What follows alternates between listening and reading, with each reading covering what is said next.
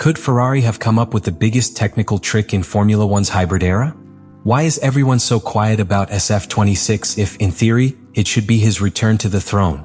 Stay, because what has been leaked about the new Maranello car for 2026 is not only surprising, it is revolutionary. In April 2025, something unusual happened in Maranello.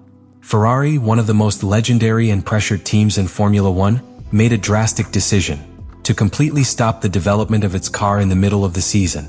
This extreme measure was not an improvised act of desperation, but a calculated reaction to a situation that became unsustainable.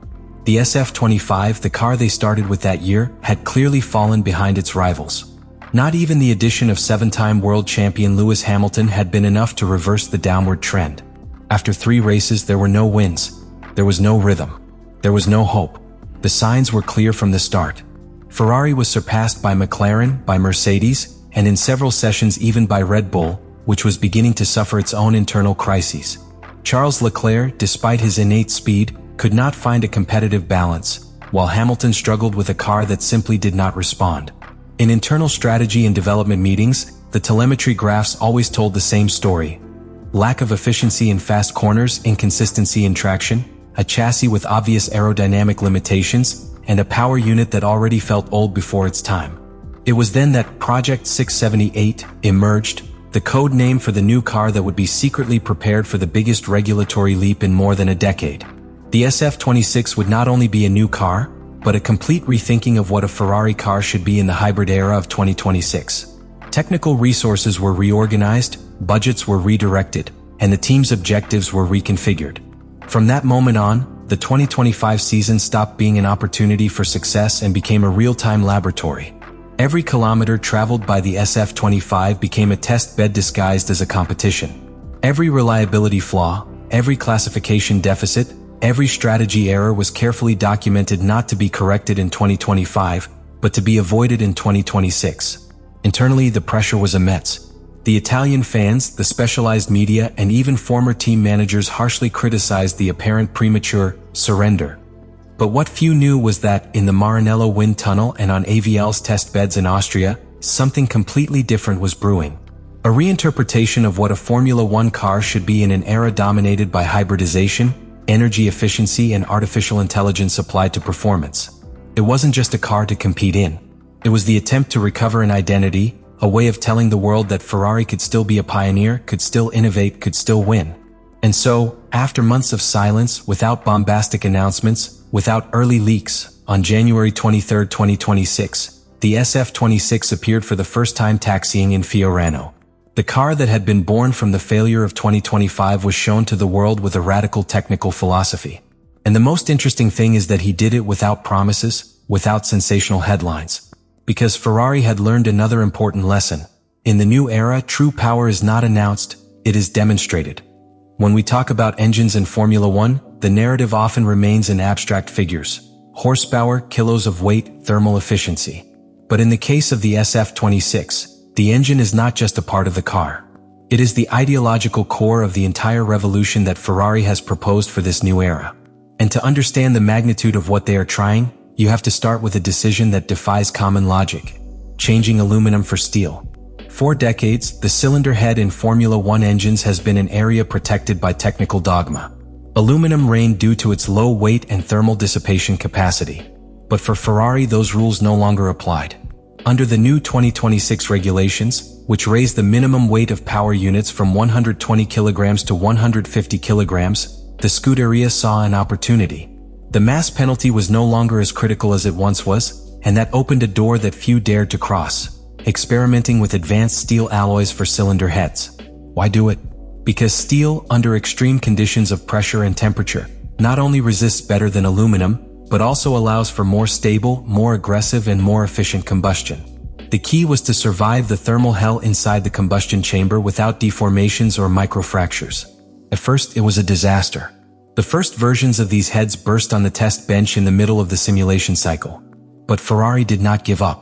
It invested millions in collaboration with AVL, an Austrian firm specializing in hybrid powertrains.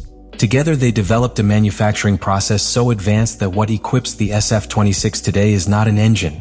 It is a work of molecular art. But that's not all.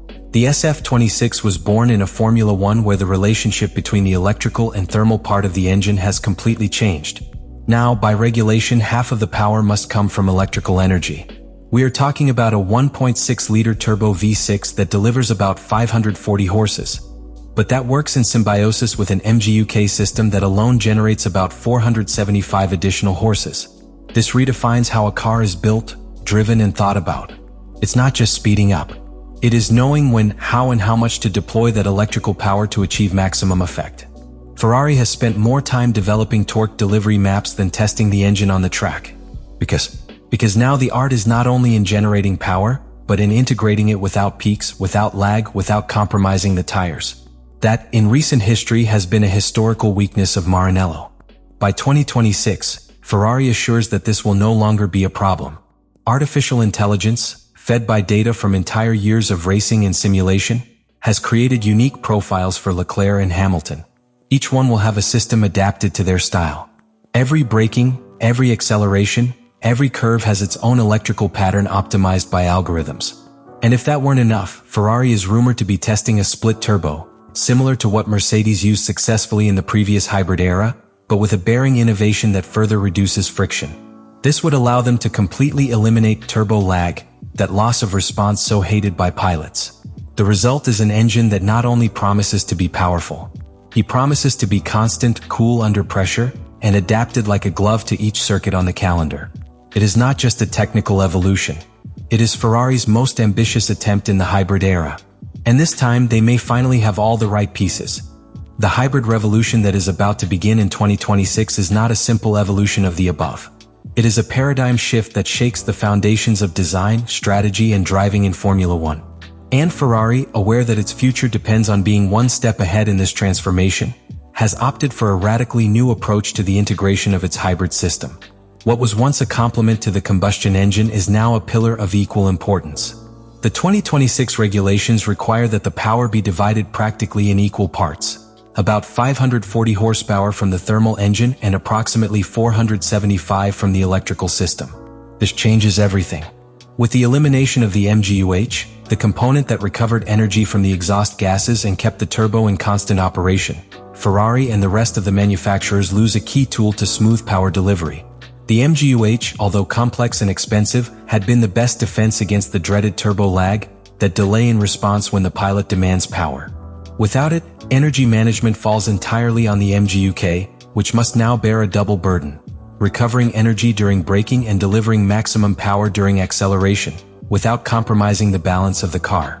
Ferrari knew that simple technological replacement was not enough. They needed to reinvent the way the car's energy flow was thought of. That is why they invested in new generation simulators, powered by artificial intelligence and machine learning. These simulators not only replicate circuits with millimeter precision. They analyze, for example, how many kilowatts can be recovered during braking in turn 1 at Monza, or how much electrical power can be deployed without loss of traction at the Lowe's exit in Monaco. The result of these studies is not a single energy delivery map, but dozens. Specific modes for each section of each circuit, configured for each driver. Leclerc and Hamilton will have adaptive systems that interpret not only the circuit and race conditions, but their driving style in real time.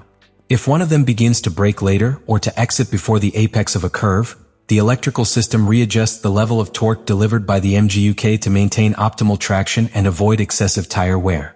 Because that is another key point. The new electric power, if not well controlled, can destroy the rear tires in just a few laps. Ferrari has historically suffered in this regard, and that is why its new system does not focus on being explosive, but on being linear, progressive, coherent with the physics of the car. All this implies a new type of communication between car and driver. It is no longer enough to have the overtake button or pre-configured engine modes. Ferrari has developed a more complex control interface, where the driver can interact with the power unit at previously unthinkable levels. Energy is managed like a bank account. You have to know when to invest, when to save, and how to get the maximum return at the right time. If a driver uses too much energy on one lap, he will pay dearly on the next. If you keep it too long, you'll fall short in wheel-to-wheel duels. To make this possible, Ferrari has also completely reconfigured the electrical system hardware. They have compacted the battery, optimized the high-voltage wiring, and improved the efficiency of the inverter, all with the aim of reducing heat losses and improving immediate response. In addition, they have redesigned the cooling system for electrical components, a critical task in this new era where heat can destroy performance in seconds. There are rumors not yet officially confirmed that Ferrari is working with semiconductor suppliers to develop inverters with more advanced materials, such as silicon carbide, which would allow for faster and more efficient energy transfer. If this is confirmed, it could represent a considerable technical advantage over its rivals. Let me know in the comments what you think about all this.